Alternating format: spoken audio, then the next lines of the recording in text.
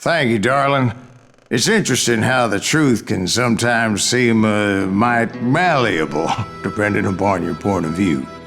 Like how those dime novels make you out to be something you're not?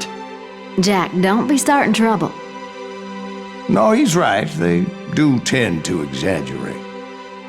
Did they exaggerate your part in taking down the Daltons? Well, I was there in the flesh, boy, so I saw what happened firsthand.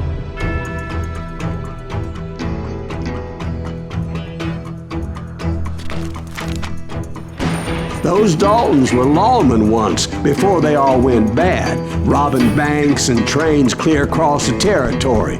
Until Coffeeville, of course. I was one of the citizens who took up arms that day. Fighting on the side of the right? I did my best, sir. We all did.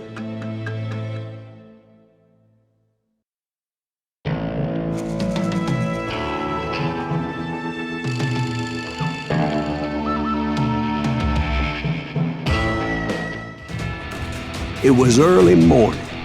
One of my friends was a local gunsmith, and he handed out firearms to anybody who'd take one. You see, the Daltons got it in their heads to rob 2 banks at the same time. 2 banks on the same damn street. Story was Bob Dalton's girl was always writing him about how he had no ambition. Well, the locals recognized the Daltons right off. Before they could get away, half the town took up arms to defend their property. You got us an eater. Put some holes in them.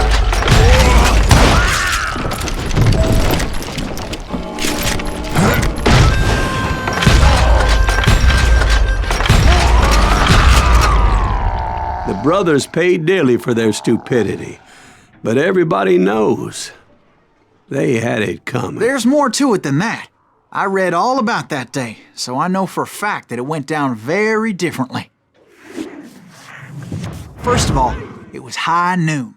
A posse of U.S. deputy marshals were on the rooftop across the street. Get ready, boys. They're gonna make a move. The lawmen had been tracking the Daltons for months, and now they finally had them dead to rights. Among them was a bounty hunter feared by many a lawbreaker. The marshals tried to get the Daltons to surrender. They'll give up eventually. We just gotta wait to suck the bitches out. This bounty hunter knew that the brothers were far too proud to ever lay down their guns.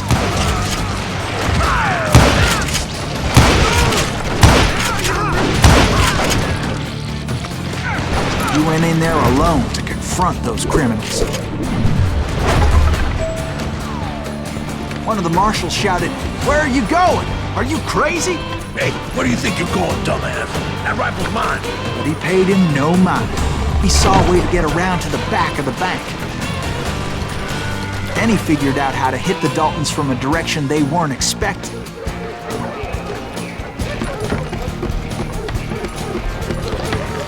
A moment later, he was climbing up a steep ladder, laughing at danger as he did.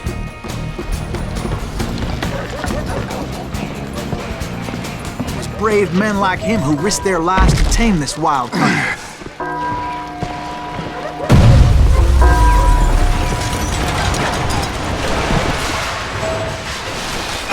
We've got company.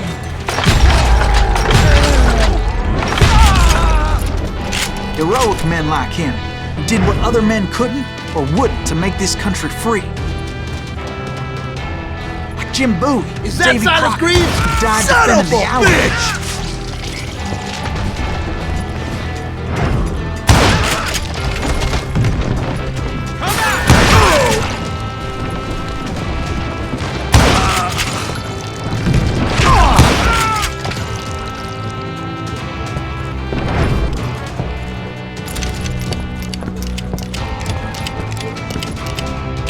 Over there!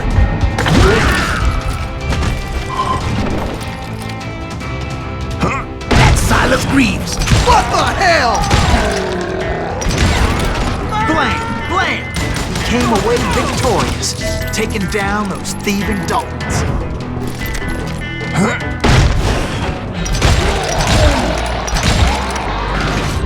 His name was Silas Greaves, and when the dust finally settled, He was the last man standing. Sorry, kid, but that just wasn't the way it happened. It was early evening, not high noon.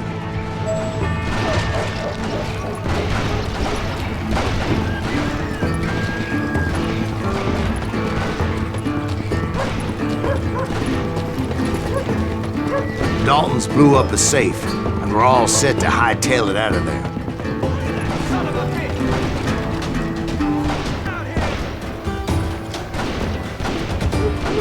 Those pathetic deputies surrounding the bank were dropping like flies.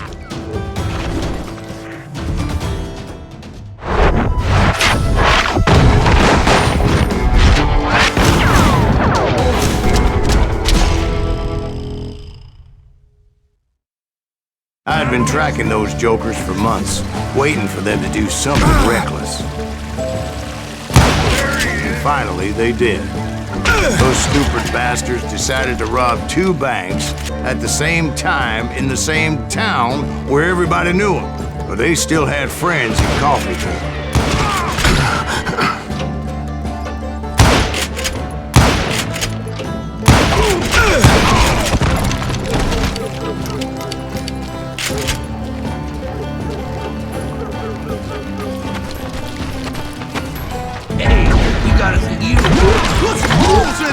Those friends came after me like a pack of wild dogs, tooth and nail. They were coming at me from all directions. I caught sight of the Daltons running with the money and didn't want to lose them. Problem was, they knew the town better than I did. And to top it off, I found myself in the middle of another shootout entirely. Did the Daltons hole up in somebody's house? No, it was the Smiths, I believe. They were cousins of the Daltons, and they were shooting at the Browns, who were shooting at the Daltons. Which wasn't any surprise, because those 2 families have been feuding forever. And since the Joneses are related to the Browns, they shot at the Smiths, pissing off the Heimhoffers, whose daughter recently married a Smith. Well, bullets were flying every which way as all the old feuds in Kansas caught fire all at once. There was a hell of a lot of pissed off people in Coffeeville that day. But that's just the way life is sometimes. Shit happens.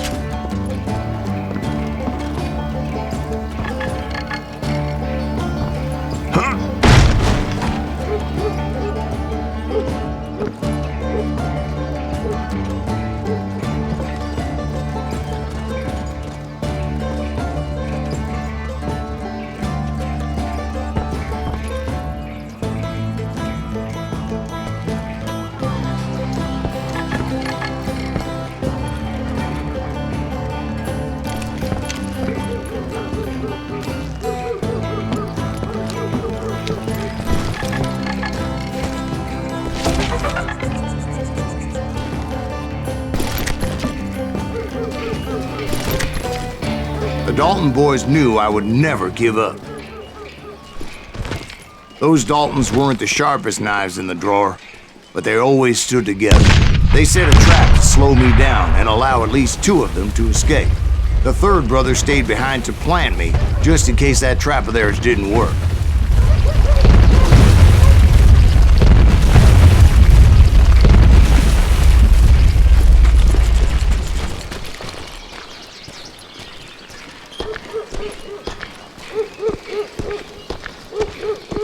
Was Emmett, the youngest, and he decided to stand his ground and face me down. I ain't afraid of you, Silas Reeves. This is where it ends, man. He was determined to protect his brothers. I understood how it felt. Taking me on all by his lonesome wasn't exactly a recipe for a long time.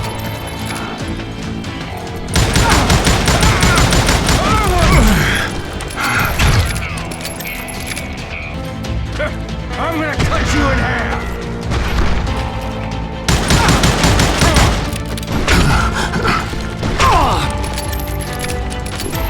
I'm gonna tear you apart!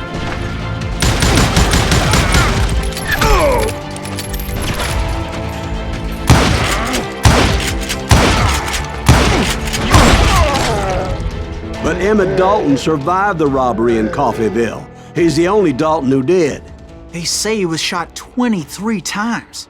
Well, Dwight, who do you think put all those damn holes in him?